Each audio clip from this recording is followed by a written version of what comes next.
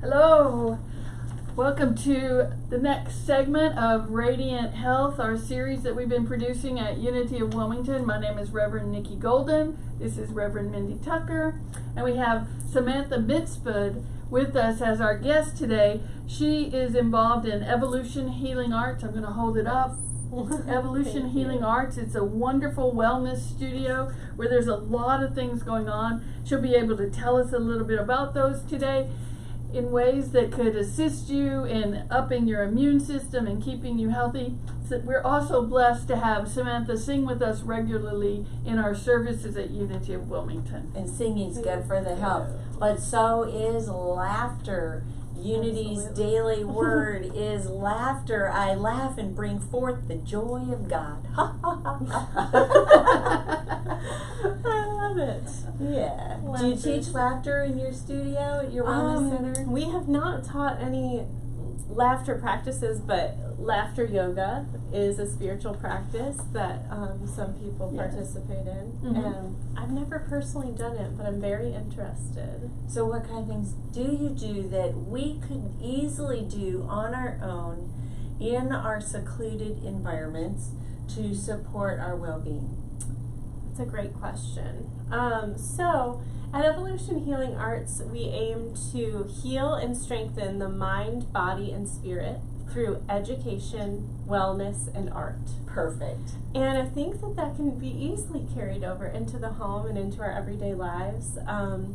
So we use education for the mind. I think it's very important for us to first and foremost during this time to continuously seek out information. Mm-hmm. I think that the pursuit of knowledge and continuously strengthening our mind can be healing as well. And if we are knowledgeable, if we have the knowledge that's available to us, with particular regard to the coronavirus right now, I think that then we'll be able to equip ourselves with the tools that we need to truly delve in a little bit deeper and do whatever we need to do physically to then prep our bodies to continue to heal. Something that just popped into my mind was when I was first learning how to sail. We bought a boat and we were doing competitive racing, and so I went from, I know how to sail my little 14-foot sunfish to, oh, now I'm on a 33-foot sloop and I need to learn how to sail. Well, I would learn one task and then I would feel like I knew everything. And so the phrase, a little bit of knowledge is a dangerous thing, was something that I would remind myself of, because a little bit of knowledge we can spin out in our minds. But if we continue to expand our consciousness and our intellectual knowledge, we know more and we can find more peace in that. Absolutely. I mean, it's applicable, yes.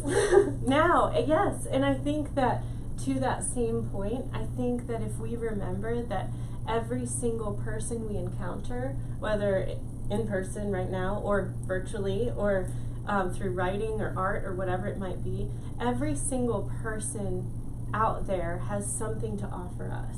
Yes. Right? And we can't be, none of us knows so much that we can't learn from another. Awesome. That's right. Like, we have to continuously pursue knowledge and be humble enough to know and continuously acknowledge that the person sitting to our right or to our left or through the computer screen has something that we can use to better our minds, our bodies, our spirits. Yes. And that's another way of engaging with people. And finding that level of connection is to be able to say, well, share with me what you know, and I'll share with you what I know, and then we'll see what other people know, and we'll begin to expand our knowing base, our knowledge base. And we know that we can move from information to transformation with that knowledge base. Yes. Oh, information to transformation. Yep. Nicely done. Information to transformation continuously, Yes. right? It's a cycle we can keep pursuing. Yes, continuously. And moving from the mind into the body and then connecting the two is also important, I think. So remembering to keep our bodies nice and healthy and strong during this time and always is also of utmost importance. We have to move. We have to nourish our bodies with the proper foods that we crave or that our bodies are telling us that we need. Yes. It's not potato chips. It's not donuts. Maybe once in a while. Once in a while, but grapes look really good, and Grapes. asparagus Yes. looks really good, and dark green leafy Spinach. vegetables. Spinach. Spinach. Mhm. Yeah. Yeah. So is it a part of your belief system that if we become tense and stressed, that we will start to pocket unhealthy energy in our bodies, and the movement actually releases those Absolutely. areas? Yes, and part of what yoga teaches us in Ayurveda, the ancient Vedic tradition, is that the belief system is that we are grounded from our root chakra to the crown chakra, moving all the way up, and sometimes we have blockages, sometimes we have imbalances where we're a little bit too open in some of the chakras, and the idea is that yes, through movement we can begin to balance those chakras through proper nutrition and different types of foods and drinks that we can balance our chakras. And I know that here at Unity that's discussed often It is. in the sermons. I know when I get anxious, something goes on in my solar plexus chakra. So is there a particular food or movement that would be helpful for me to balance that chakra? Yes, so if you are feeling, so do you feel anxious and fiery? Does it make you a little bit irritable, or is it more of like I don't know what to do, I'm feeling so airy and I need to feel more grounded? Anxious and cold, Anxious and cold. which might be airy on some level. On the side of airy, okay. Would you say that it airs on the side of sadness and depression? Or would it be more just toward like, I don't know what to do right now, I'm so like open and like where do I go? Which, Let me tune in here a minute and Yeah. see to my solar plexus area. It would be anxious and sad. okay. So whenever we're feeling a sense of anxiousness, there's a need for more grounding, wholesome foods to balance it out. So what you would not want to eat right now would be something that's very spicy, or probably not like a smoothie. That's a little too airy, it's not grounding you. So we would probably recommend that you eat some wholesome grains, whatever works with your body. Like so quinoa? or couscous, or any ancient grains, any like maybe brown rice, something very grounding and wholesome. If it's cold outside, like it's a little bit on the chillier side today, definitely something warmer. And always trying to find that balance. So like on the other hand, if you were feeling here in your solar plexus rumbling and a sense of heat and fire, and you're getting angry and maybe it's hot outside, then what would we want to do? Yes. We want to cool off. So maybe eat something like some cucumbers, drink some lemon water. Maybe a smoothie would be more appropriate then. So, but yeah. So ancient grains, would you also say grounding food would be potatoes or other root vegetables? Root vegetables, absolutely. Beets. Beets, yeah. Beets. Yes, and we could go down a whole rabbit hole talking about this, but also in Ayurveda we talk about the dosha makeup of each person. So if you have a tendency to be a little bit more fiery, or if you have a tendency to be a little bit more airy, or if you have a tendency to be more grounded and earthy, or then that would also play into what would be most appropriate for you and your body. And something that's appropriate in this time for you, Nickie, might be different than what you need, Mindy. So we have to take into account our own makeup our own pasts, our own futures, what we feel at the present, and what's going on in the body, mind, and spirit. So what would be a good resource for anyone to help determine, like, is there a set of questions on the internet that I could access? Or what? Yes. How could I determine in a self-assessment where I am, so that I could figure out what kind of Ayurvedic diet I could create for myself? Or is it a one-on-one consult? We can narrow it down, certainly, and we can get really into the nitty-gritty where you would know exactly what you need at exactly what times of day and all of that, and same thing for each individual. But we do have what's called the Ayurvedic clock, and it's recommended that every human follow the Ayurvedic clock, and that has to do with when we should sleep, when we should eat, when we should work, when we should exercise creativity, when we should exercise physically. So that's a very basic, good guideline, and anybody can go on Google and Google Ayurvedic clock, and it'll give you the increments of time when are best to utilize those different parts of our being. And then if you want to get even more into it, I highly recommend, you can probably find this online somewhere, or I can type up some resources for us later. Yeah. But if you just Google Dosha test, DOSHA, and then you can figure out what your dosha makeup might be. And So what are some of the creativity exercises that I can do?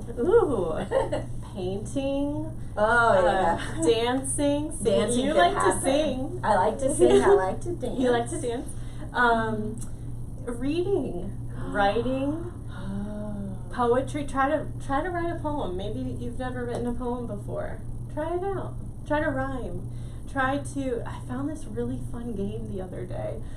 Actually last night. It's called Psych. Have you heard of it? I played it. You played it? I think By so. Ellen? Yeah. She just came out with her new, she used to have headbands, the Yes, game on the yes. cell phone, the app, but now there's an app called Psych, and it really exercises a lot of creativity. There's different categories of the game, and I was thinking to myself, this is such a beautiful way for people to connect right now and to exercise creativity, because a lot of times we forget to use that part of our mind, especially if we don't have jobs in which we are required to do that. So like there's a game on there where a definition is given, and then you're required to make up a word for that definition, and then you have it's so funny. It's so fun. And laughter, it brings laughter, right? out. And one of the best ways to navigate emotions is through creativity, to channel that energy of the emotion right into creativity. Yes. So if you're feeling sad, write down your feelings. Make it into a song. Yeah. Make it into a... One of the things that Nickie and I do is, what musical instrument would you be? And like for this. feeling sad, trombones.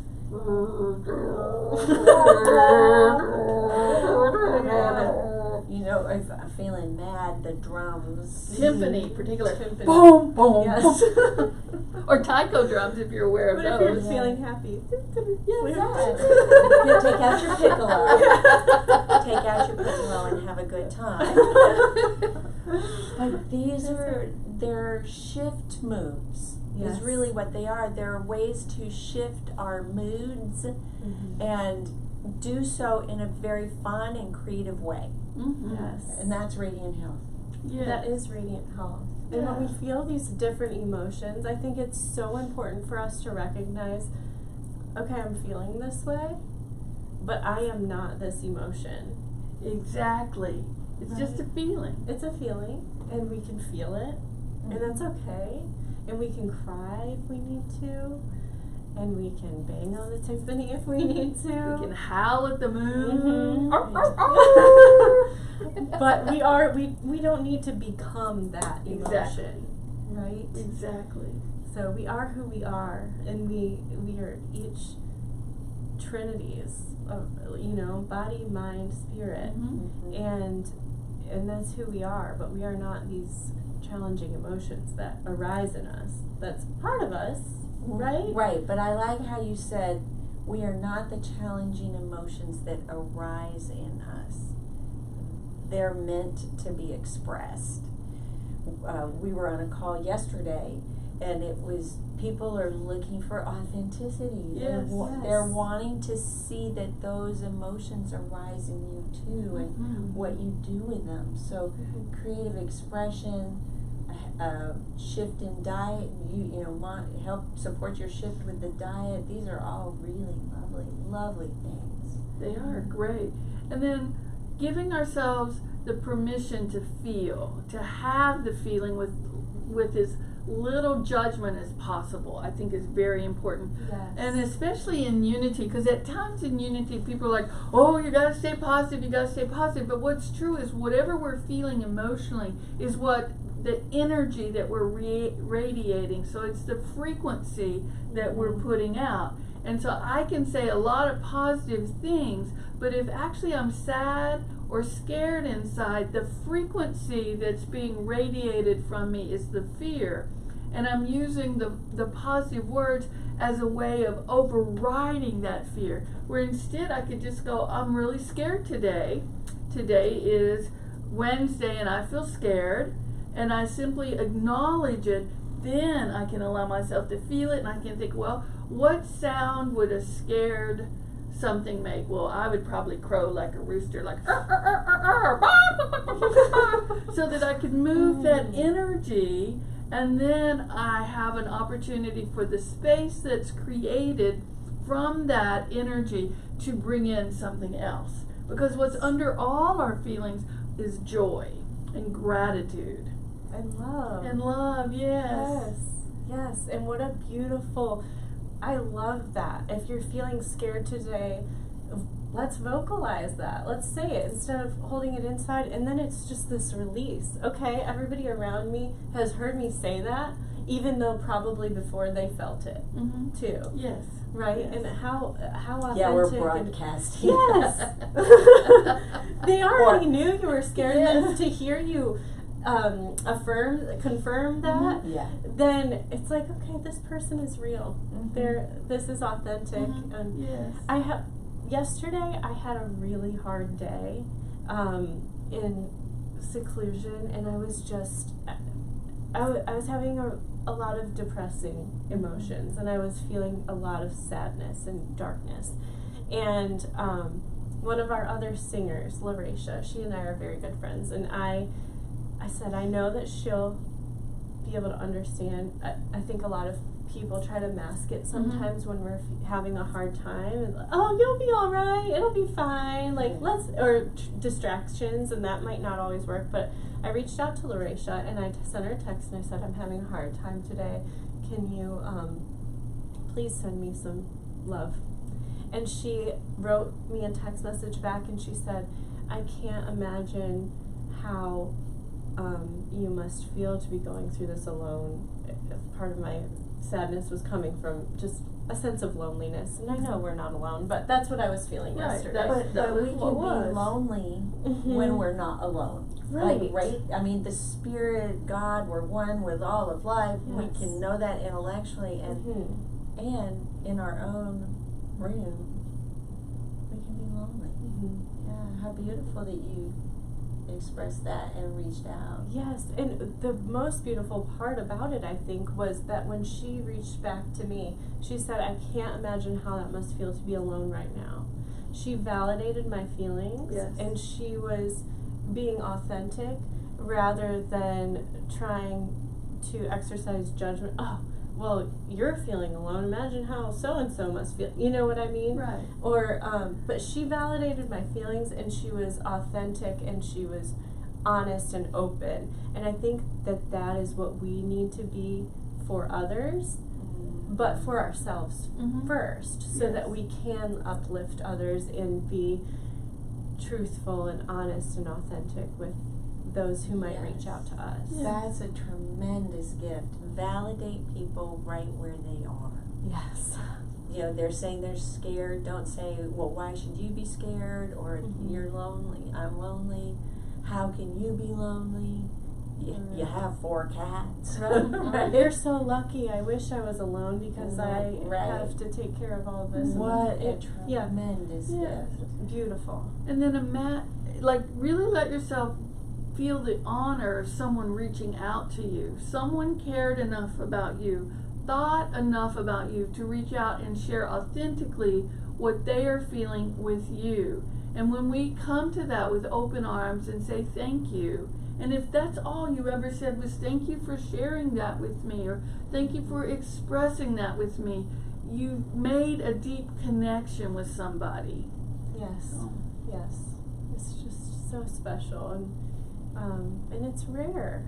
So we have to make that not rare. Right. Any Make longer. it not rare. Make it normal. Mhm. Yeah. Well, we're validate- always looking for the new normal. At least I'm looking for the new normal. What's Yes. normal? What's It's normal? just setting on a dryer. Yes, Right, yes, it's it's a a setting on a dryer. But to make that everyday common. Yes. Yes. A habitual practice. So in this moment, take a moment to think about who might I reach out to. Just say, hey, I'm just connecting with you, or I had this thought about you and I'd like to say hello. You can send emoji, or you can send a picture. Go take the picture of something you think is beautiful and just send to somebody and say, I'm thinking about you, and see what happens. When we put that out there, it opens our hearts. And I know when I receive that kind of message, my heart opens. So it's another level and way of one, staying connected in a time where we're practicing social distancing, and it's a way to open our hearts to each other. Lots of gifts from you today about radiant health. Thank you. So many gifts from each of you every day. So Yeah. thank you for Thank you. sharing. Yeah, so happy to be a part of the Unity community here in Wilmington and with the world. Mhm. With the world. And I'll put Samantha's, you have a website, right? Yes. You want to say I what do. it is? It is www.evolutionhealingartsnc.com. And I'll put it in the comments when we're done with this, and I've gone back to my computer. I'll put that website in the comments. Thank you. yes. Thank If you. you've been touched, moved, or inspired by anything you have heard today, we welcome you to share this with someone else. Put share this whole post so that other people can be uplifted by their own awareness of radiant health as well. And please feel free to comment in the comment section, and we'll come back and say hello to you. Yeah. So thank you for joining us, for being with us. Thank you for your very presence on this planet. And remember, you are truly the light of the world. The light of the laughing world. I laugh and bring forth the joy of God. And so do you. And so do you. And so do you. And so do you.